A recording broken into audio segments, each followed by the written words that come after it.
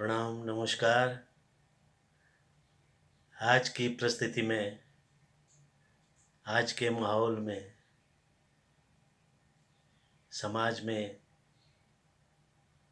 क्या क्या हो रहा है, इस संबंध में मैं दो शब्द प्यार के आपसे बोलने की कोशिश कर रहा हूँ। आपको सादर नमस्कार।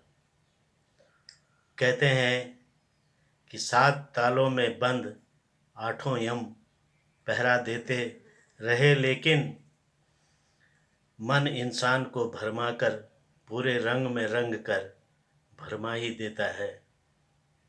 प्रेम के प्रण को निभाकर पिता की मृत्यु और माता की कुबुद्धि से राम की कथा इसकी साक्षी है।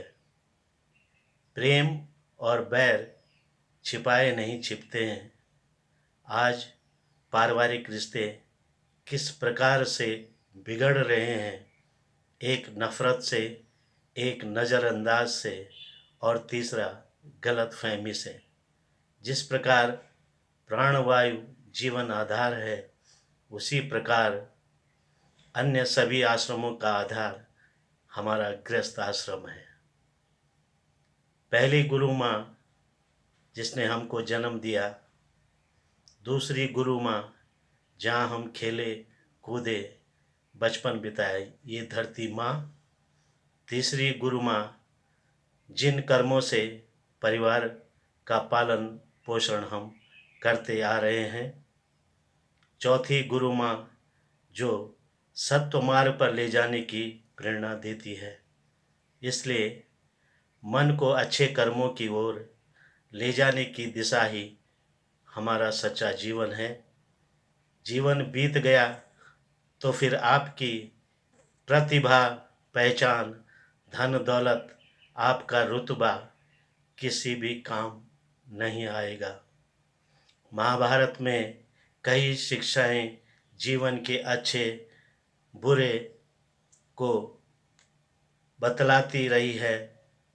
पुत्र मोह, अधूरी शिक्षा, कड़वे बोल, अच्छी संगति, बुरी संगति, दोस्त और दुश्मन की पहचान, सत्य की तरह चलना सबसे बड़ी सीख।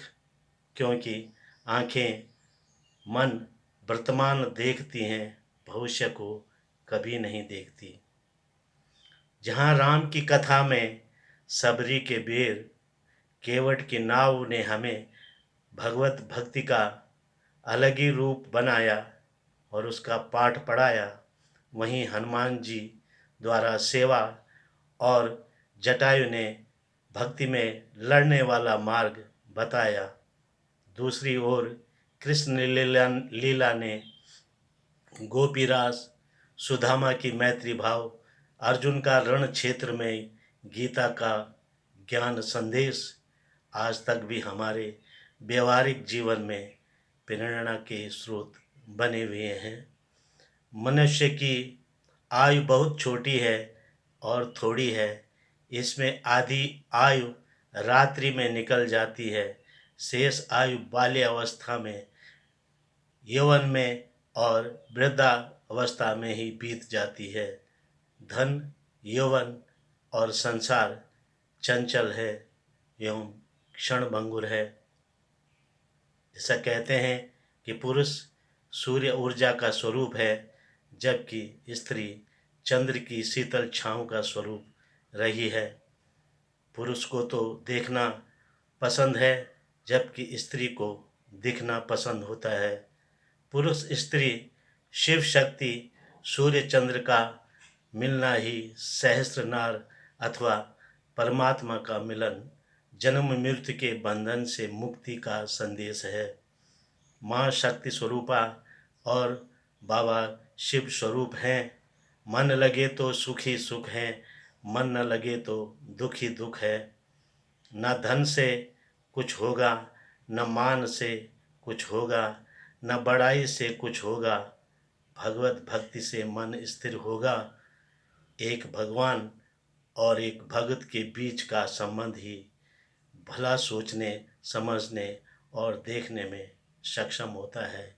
इस दुनिया में यही सत्य है, यही सत्य है और यही सत्य है। नमस्कार।